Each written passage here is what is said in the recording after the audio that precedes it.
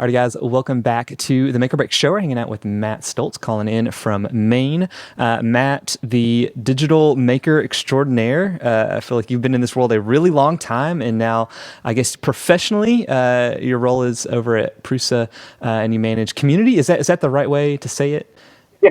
Yeah. So I'm head of community Head of for community. Prusa Research, which is kind of where I am currently in the maker world. But professionally, I've been in this game for almost 10 years. Although I spent quite a bit of time before that as a software developer, Oh wow. um, which is a maker, in and of itself. And I've been kind of my maker game outside professionally has been going for quite a while. Also, I mean, as most of us, but Yeah. I founded my first hackerspace in 2009 in Pittsburgh, Pennsylvania, and it's all been kind of a crazy journey from there. Yeah, yeah. Well, I'd love to actually get through your journey a little bit, and I definitely want to hit on what you guys are doing specifically right now with Prusa, which is pretty crazy, and other folks Yeah, that can get involved and help out, especially if they have to have printers.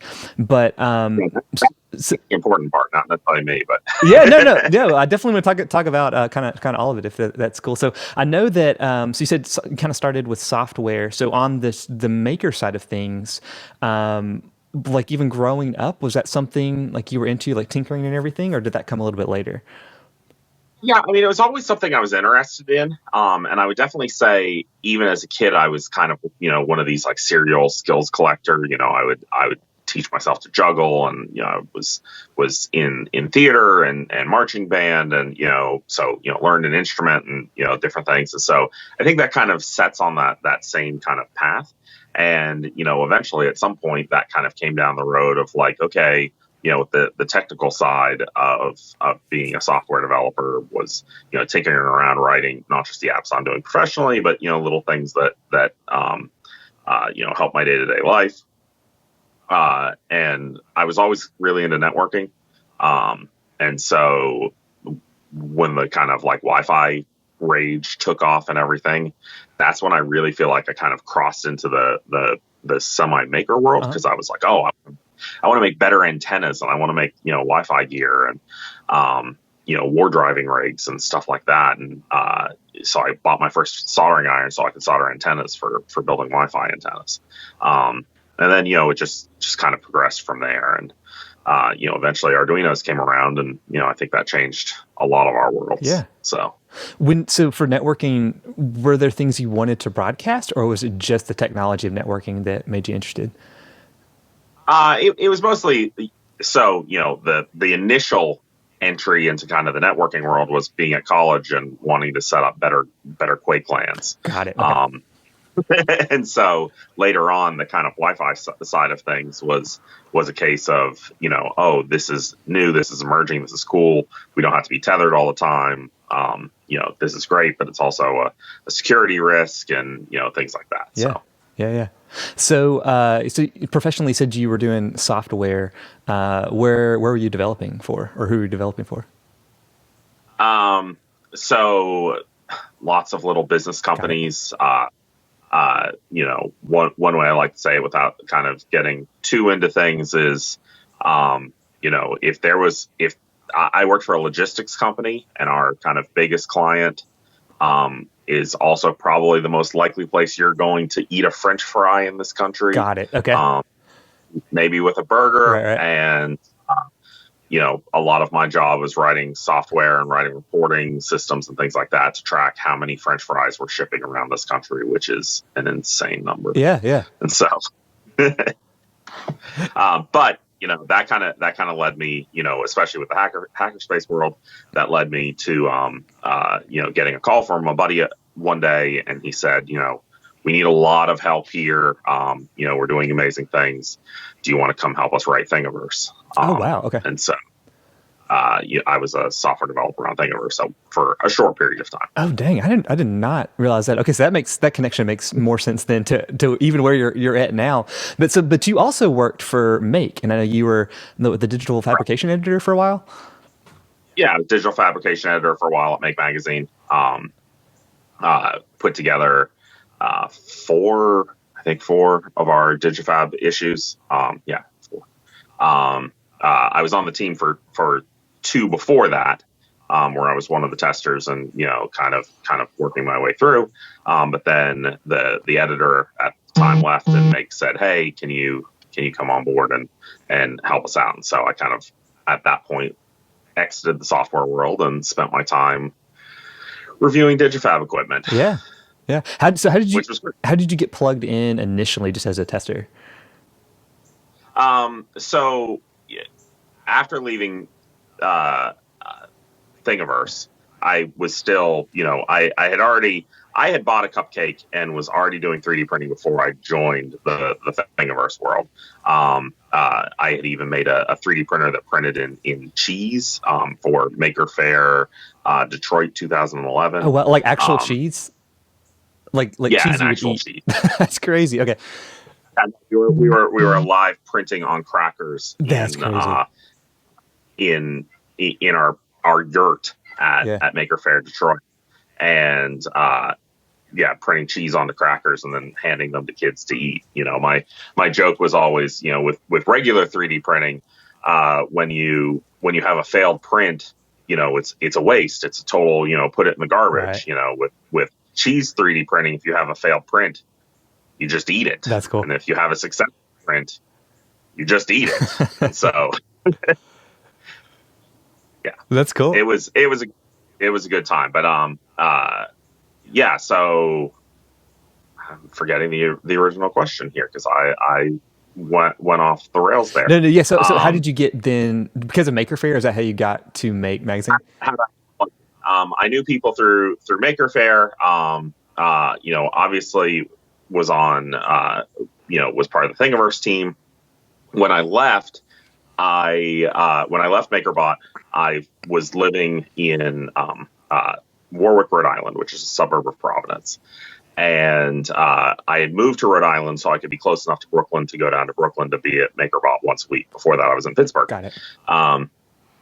And so when I left MakerBot, I kind of felt like I had already loved 3D printing and I had already loved, what was possible with it and everything else. But with the amazing team that MakerBot brought at the time from around the world together into these little offices in Brooklyn and, shoved us in way too close a proximity. While I worked remotely most of the time, I was still down 1 or 2 days a week, way too close to proximity. We got to know each other and we shared a lot of information. We shared a lot of skills and a lot of resources. And I felt like I knew so much more about 3D printing exiting it, and wanted to be more active with the community. So I started 3DP PVD, 3D Printing Providence, which was a once a month meetup group for people interested in 3D printing. And, I was back to writing boring business apps. But I was still tinkering around with 3D printing. And so, somewhere along the line, I started getting into, while I was at MakerBot, I bought a dual-headed replicator, the Rep 1 with the 2 nozzles, which meant I could do dual extrusion, which, most people were like, oh, great, I can print in 2 colors. And I was like, well, what about 2 materials? And I really started doing some of the first kind of, on the hobby level research on, what materials could necessarily interact and work together. And along this, one of my big goals was finding a support material solution that was a little bit better than PVA, because PVA at the time was cheap, cheap in quality, but extremely expensive to buy, and just didn't really work well. We knew it had potential, and that's what we really wanted, but it was so expensive and the bonding was bad, and it was a mess. And basically as soon as you open a package, it absorbed too much moisture and was dead.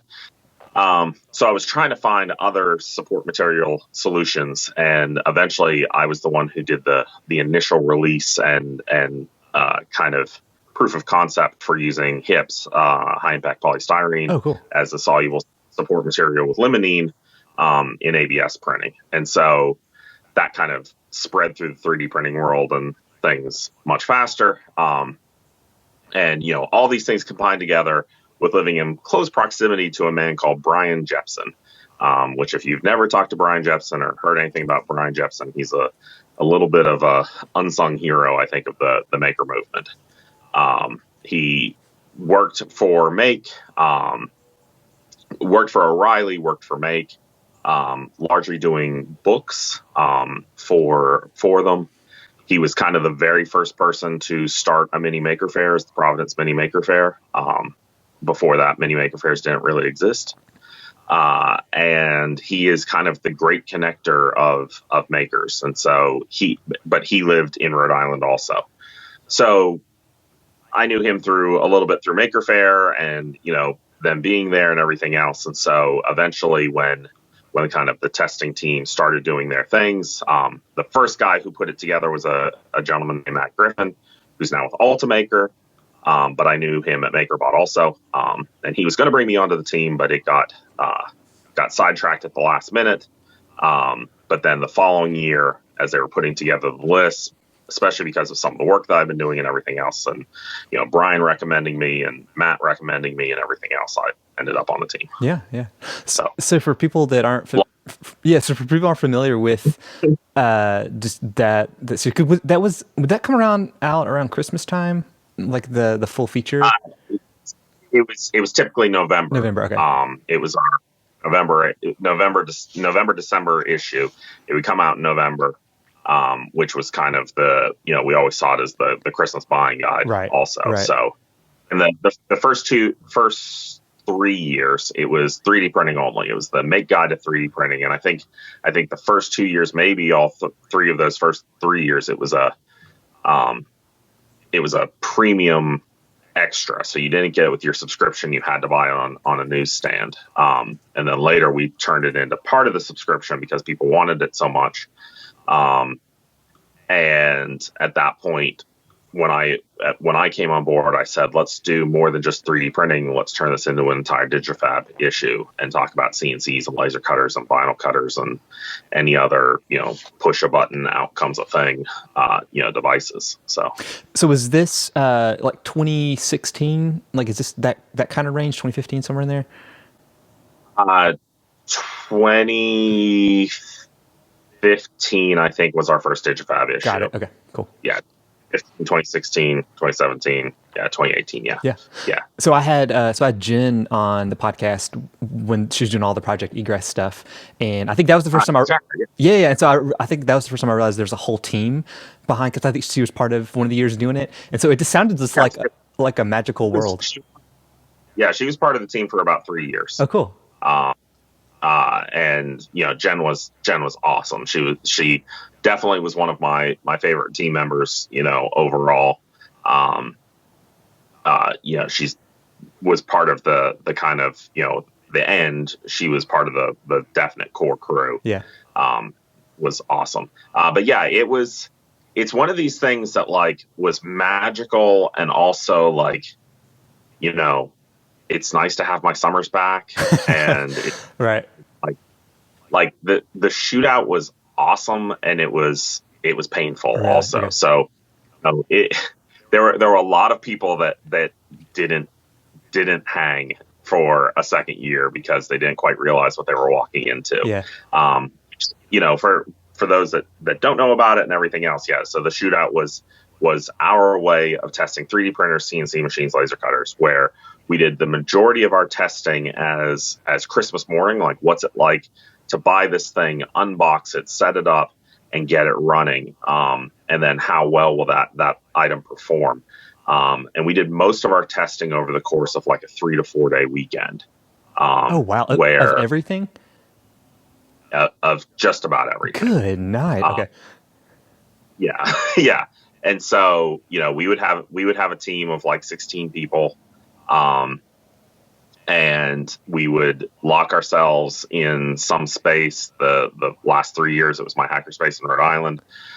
We'd lock ourselves basically in some space, working, 16-hour days, and for 3 or 4 days straight. And, just going back to hotels or back to our homes and things like that, just long enough to catch a little bit of sleep and then back at it again. And, things got silly. We had a good time, but it was a lot of work. And it was magical because, you know, what the trends that we would able to start seeing by putting that many things in a room, that many talented people who knew what they were doing in 3D printing and CNCs and such, you know, in a room, and start really kind of comparing things truly side by side. You know, there's very few times where you can put an X-Carve and a Shapeoko directly beside each other and say, like, here's really what the differences are, or, you know, set down a Prusa next to a Raise, or, you know, something like that, and really kind of hash them out against each other. And so, yeah, it was great. Yeah. Yeah. So you mentioned some maker spaces, and so I know you started and you run some. Are you still super involved with those maker spaces now? No, not really. Okay. So I still will advise to Hack PGH, Hack Pittsburgh from time to time. They voted me in as a lifetime member. So I founded those guys in 2009 and was president until I left in 2011. To go to work for MakerBot. And then around 2014, I believe, I founded Ocean State Maker Mill in Rhode Island. Okay. And was running it up until the time that I moved here in Maine. And now the little birdies must fly on their own. Right. So yeah. It's so cool just to hear when people actually start maker spaces, just the whole, I guess, process behind it just sounds pretty intense. But like once you have one up and running, it sounds like a pretty cool environment. Yeah. No, it's always tough, and every space is different. And, you know, I'm between Maker Faire and, you know, other events and things. I'm very, very familiar with, you know, people who are running maker spaces around the country. You know, I was involved in Nation of Makers. And it's interesting to see what the similarities are, but also how much geography and culture of an area and city really, you know, really does affect how your makerspace runs. Mm-hmm. And all of the kind of people out there who say, you know, I have the perfect formula, this is how you start and this is how you run a makerspace, you know, everything else. It's very it's specific. I'm not convinced that anyone has the magic formula, right? Because I think so much is a variant on the geography also. Yeah. That makes a ton of sense. So so Prusa, did you get to them because of they're just winning every single year and they're making the best printers? So I actually knew Joe before I even started the testing team. Cool. We'll go back to Brian Jepson. Joe was going to be writing a book for Brian, and Brian asked me to help Joe with his book. The book ended up eventually kind of falling through, but I at least knew Joe at that point. And then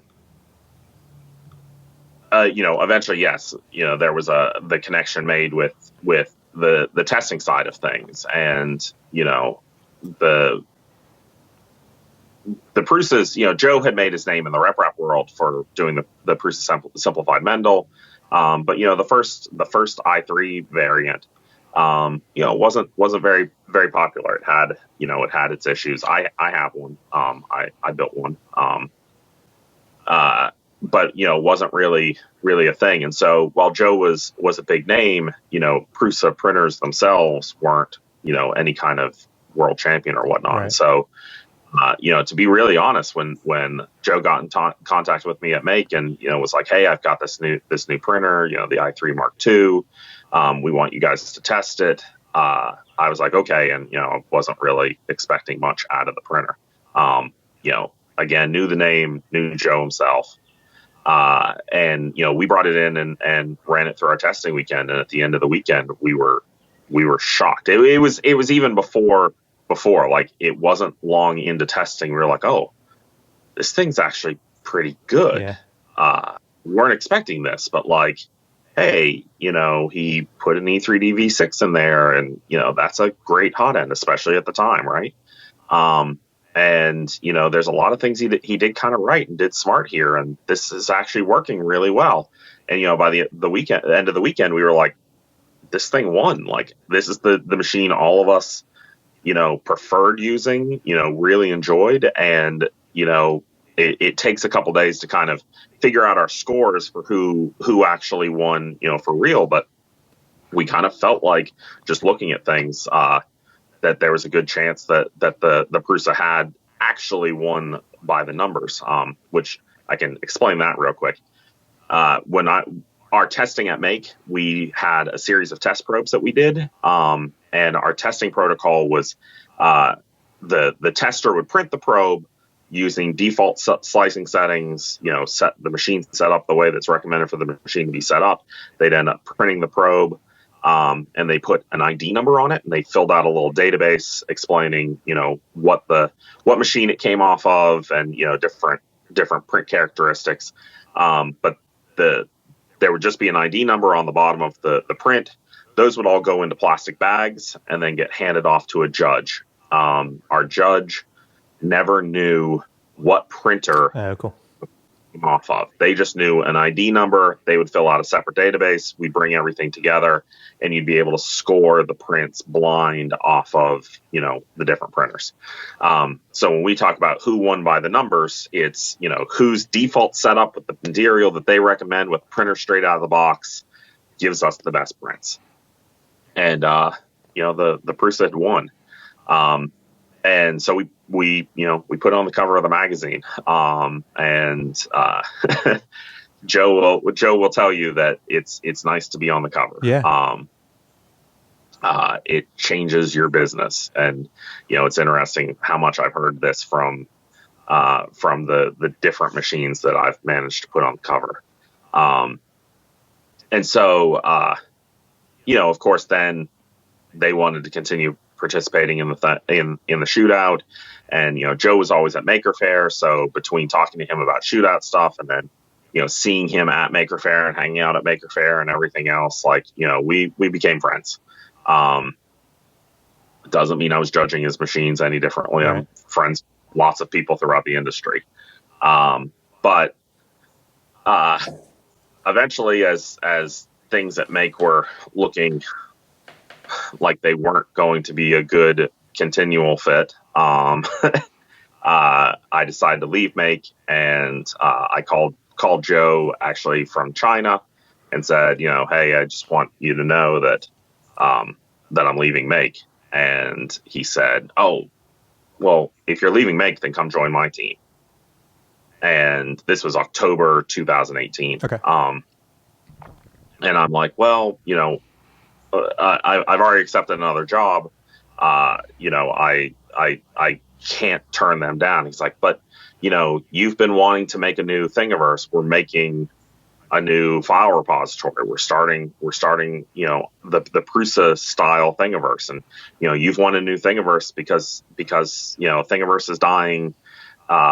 And you've been ranting about this forever, and we're doing it. And I want you to come on board and help out. And I was like, well, that's awesome. And I totally want to do that because that's where my heart and my passion is. Yeah. But I've already accepted this other position. I'm going to go take this other position. And so I went off and worked for a IoT, electronics startup, kind of startup called OKDo, and went on to be community for them, until they realized that community meant community.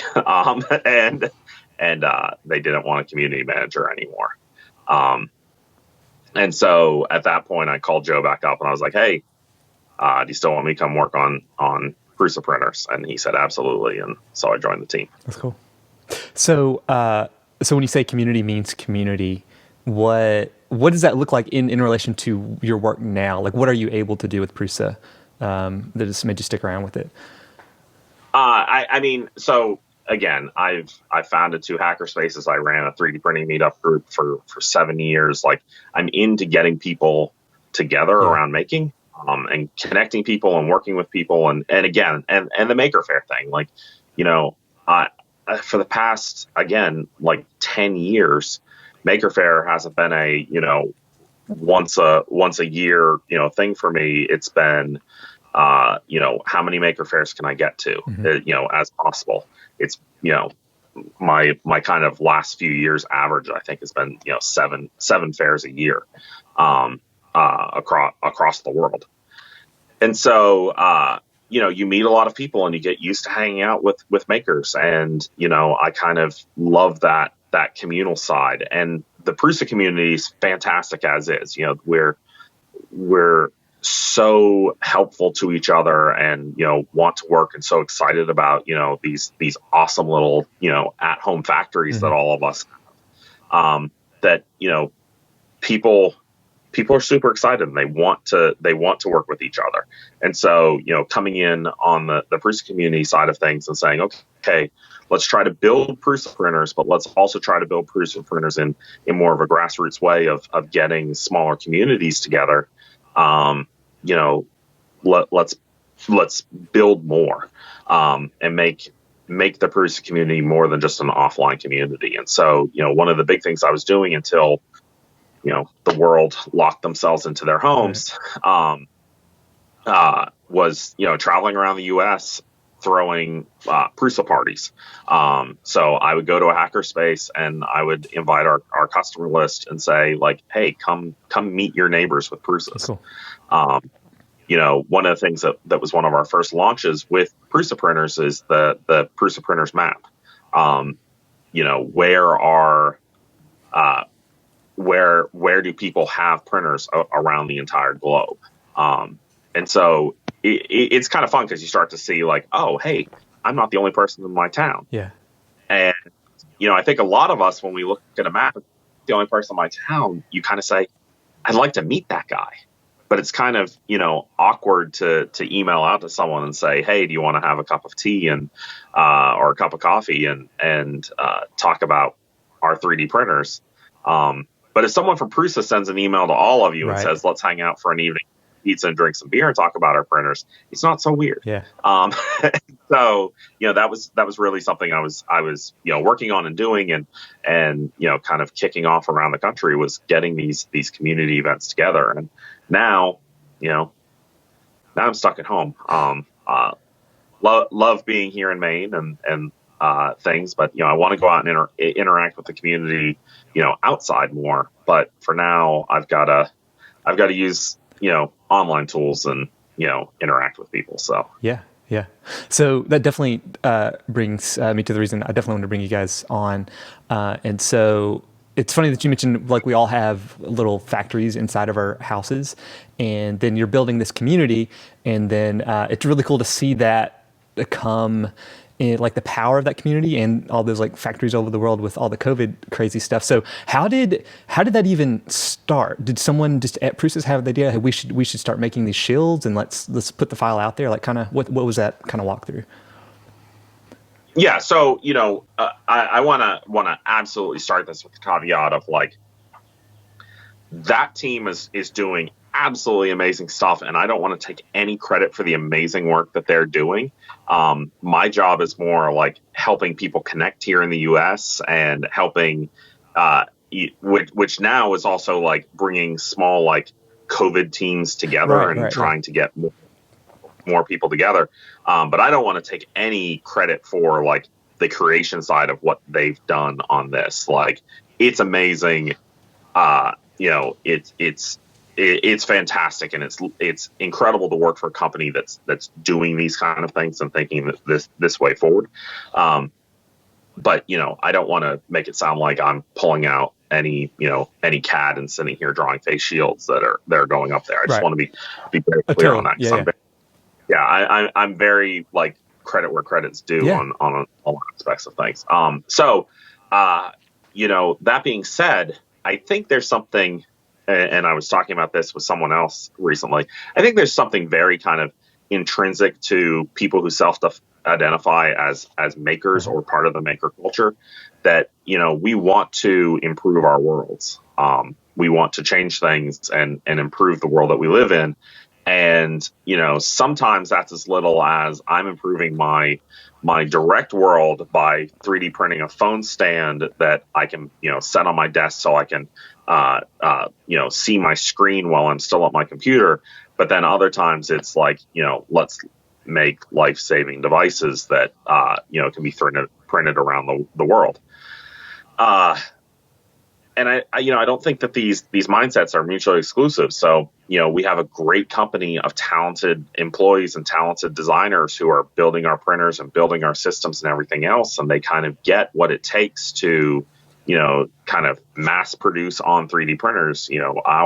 Our print farm, which, recently won the Guinness Book of World Records, largest 3D print farm in the world, which was a ridiculous thing in and of itself, because our standing print farm of like what runs every single day producing our actual printers was big enough to win the Guinness Book of World Records. And then just to like push it forward, they like doubled that for them. That's crazy.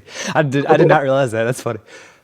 Yeah. The previous world record was something like maybe 100 machines, but I think it was maybe even lower than that. It was like 50, and like our standing print farm is like 500 machines. That's crazy. And so get over 1,000 for the actual record. Yeah. And so, so, our guys kind of realize what it takes to really mass produce things using 3D printers, because we're running 500 machines a day making other 3D printers. And so, those same engineers said, what's something that we can make that would actually be safe for doctors and nurses and other medical professionals to use, that we can actually, mass produce and make a difference. And, a lot of people kind of very, very quickly jumped on, we need to make N95 masks. Well, there's a lot of issues there. There's a lot of issues with getting, seals that will seal right to someone's face shape. Obviously figuring out the filtration material and things like that. So, while that would make a big impact, it just didn't seem like the very first place to start, especially on a safety stance of things. But they looked at it and they said, well, face shields are basically a holder for, a clear piece of plastic, right? There's definitely some comfort issues. There's, how well can you wear other PPE underneath your face shield? There's definitely issues there, but it's not something where it's a little bit more of a passive device than an active device, right? like an actual filter system, right? And so this seemed like a real kind of bang for your buck. This is something that we can make safely with 3D printers. It's something that we can hopefully mass produce around the world as community people. And so that was the goal that they set their sights on first. And the amazing thing is now that we're a couple weeks in, we still have the need, and we definitely need people to continue printing face shields. But we're starting to see some injection molding designs and some other designs kind of catch up. And so, excuse me, I've got beard hair in my mouth. No so we're definitely seeing some other designs catch up. But the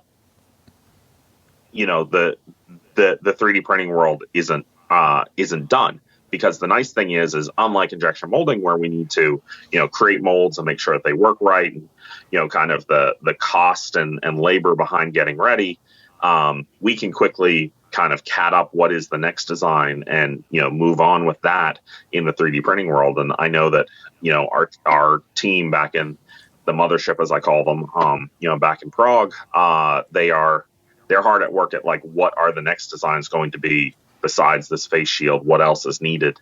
And so, more things will be coming for sure. Yeah. And what's crazy, and you've spoke to already, is just the speed of it. I mean, just the speed of all of this has been crazy. But you said just 2 weeks that the file, I guess, has been available. And then just how quickly I feel like I see lots of folks in this community printing it. And then like big news organizations, like I saw, I guess, an article in Forbes the other day featuring it. Just wild, just how quickly it can spread because of the community guys we've already created. Yeah, absolutely. And, this goes back into why Joe lured me in to begin with is, again, that kind of love for the file sharing, Thingiverse kind of model to begin with. When I left MakerBot, I was pretty annoyed with MakerBot as a company. The one thing that I left with such a love for was the concept of Thingiverse, was the concept of being able to rapidly share designs with humanity. I think that there's some great defining technologies out there that we look at, and in the internet days, age, people kind of look at the internet as a whole as being, something that's really huge and kind of world changing and defining and things like that. I think we can kind of focus down on certain areas. And, to me, one of the things that I think is one of the best parts of the internet is Wikipedia. Is this kind of open sharing of knowledge that everyone has access to. You don't have to go to a library with a set of encyclopedias, and you don't have to, wait for a new encyclopedia to come out. And, even if you have a home subscription, Wikipedia became this living, breathing document of, kind of the collection of tons of human knowledge. I won't say all human knowledge, obviously.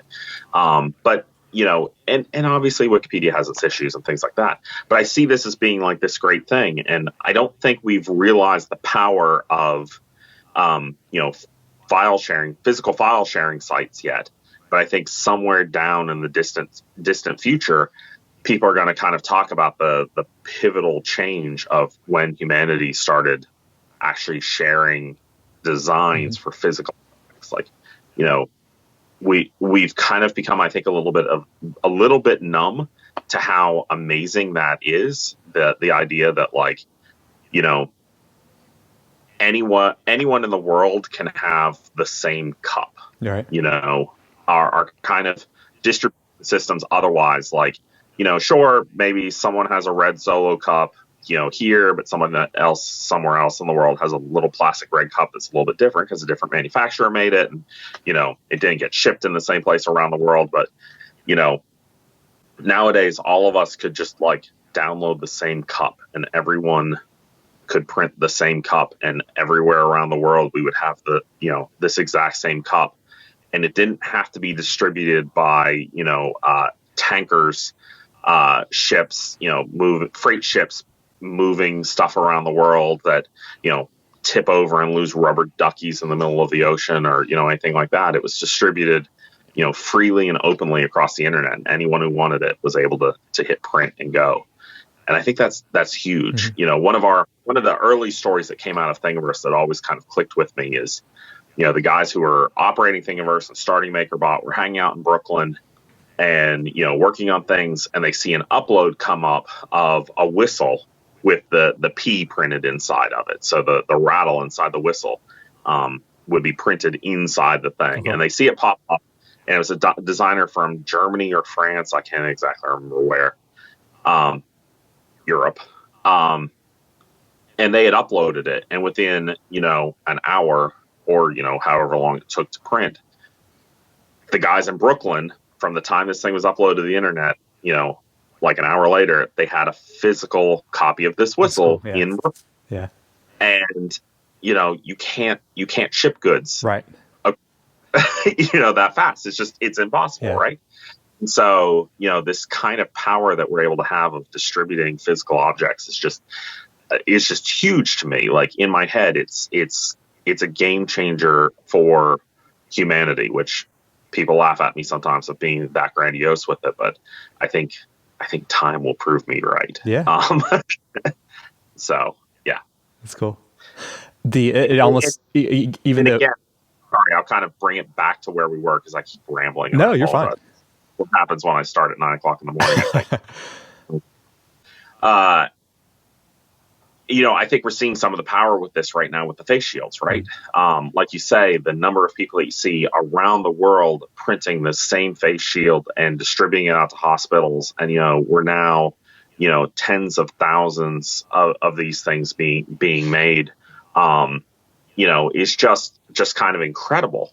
And, it would have been far more difficult to have distributed this and made it catch on and things if we were, burying it in some just normal like link path in our site, or if we were emailing this out to certain customers and certain people. But the fact that we have a community site and a repository where we can upload these things and quickly share them, and people can see revisions and they can make copies themselves and, comment, hey, this is the problem I found with this thing. And, people can kind of share and see those things. I think it really does make what's happening right now possible. Yeah. Yeah. Do you guys have an idea of how many times it's been at least downloaded? Like, I think those numbers were on at one point, and I feel like someone said it was like crashing the site or something crazy. I had not heard that. I think we normally do have download counts. I don't know if that has changed. Okay. But that's one of the important things to kind of remark on this is like, I was explaining this to someone who didn't really understand 3D printing the other day. And I said, don't concentrate entirely on the download numbers, because downloads aren't like, it's not like it's not a one for one. Right. I've downloaded the face shield myself one time. Yeah, that's true. And I'm getting very, very close to having produced personally 100 of these things. And so, the impact goes further than the download count. Yeah. Do you have then just an idea of how many have been put out there, or is it just too hard to tell because of? It's really too hard to tell. Yeah. I mean, I know that our company and ourselves in Prague have made over 10,000. Gosh, that's wild. Yeah. So for people that, if they do have a 3D printer with a Prusa or any printer, and especially on the state side or in the United States, how would they get involved? Like, is there a central place to see like who needs it? Do they need to call up local hospitals, or kind of what does that process look like? Right. So I'll also be very clear here, kind of backing up, and you may think about something. I'll come into your question for sure, which is, I want to be very clear that while we call our file repository site Prusa Printers, I kind of hate that name because it confuses people into thinking it's only for Prusa printers. Mm-hmm. That is not correct. Prusa Printers is for the people. It's for all 3D printers. So, yes, we have things that if you have one of our machines, there's some tools and some features right now that kind of help you out a little bit more, maybe. But everyone can share their files no matter what printer they're using, what manufacturer, even if you've built your own, which, we love, we are RepRap. Prusa Printers is for everyone. But one of the things that we've also added into Prusa Printers just recently, in the past couple of days, is groups. And groups is something that kind of evolved out of the work that I was doing, to kind of kick off more like Prusa community groups around places. So we were working on a group section and an event section for our site. And they kind of rapidly focused that into just groups, which they launched in response to COVID. There's more features coming to it, but we want a quick way for people to geographically say, I'm here, I'm ready to help. Let's band together. My buddies back in Pittsburgh, they founded a thing that they call 3D PGH, after my 3D PVD. And it's again, a once a month meetup group for 3D printing enthusiasts in Pittsburgh. They're now taking that kind of community and the newsletter and, everything that they've built up over the past couple of years of like, let's hang out and talk 3D printers. And now the group is producing hundreds. They're close to 1,000 face masks right now or face shields for the Western Pennsylvania area. That's cool. And so we wanted to kind of make it easier for those kind of groups to mesh together and come together. So we created groups on Prusa Printers. So that's a great place to, start some geographic based, hey, I want to help, or look for someone who's creating a community in your area. But there's a lot of other sites out there that are kind of promoting, uh, uh, what all's coming together here. So Nation of Makers, I think, is promoting getmeppe.org or .com or something like that. There's Operation Shields Up, Mass for Docs. There's a lot of groups that are kind of, trying to bring all this stuff together and then get it distributed out. That's cool. It's been really neat just to follow along to see all this stuff popping up that people can be, even though it feels like you can't do much stuck in the house, but that is something if you've got the tools that you can definitely help. Yeah. I mean, that's exactly it. And I've been kind of joking about this, and I want to highlight to people that, well, I'm going to talk a lot about 3D printing because A, it's such a passion of mine. It's B, it's my job, but A is more important, and that B comes kind of with it. Right. But I'm going to talk a lot about 3D printing, but you don't have to have a 3D printer to help here and to contribute. We need soft cloth masks also. Mm-hmm. So if you can get access to some good woven cotton, even a set of bed sheets, works great. And you have a sewing kit that you stole from a hotel amenities. Right. You can sit and sew a surgical mask that can help someone in the medical field right now, or might end up helping someone who just needs a mask. They might be more susceptible to catching this because of other life circumstances or other ailments, and you could help them out by donating a mask. Outside of even what my company's doing, the Czech Republic has started a mask for all. They want everyone to wear masks all the time.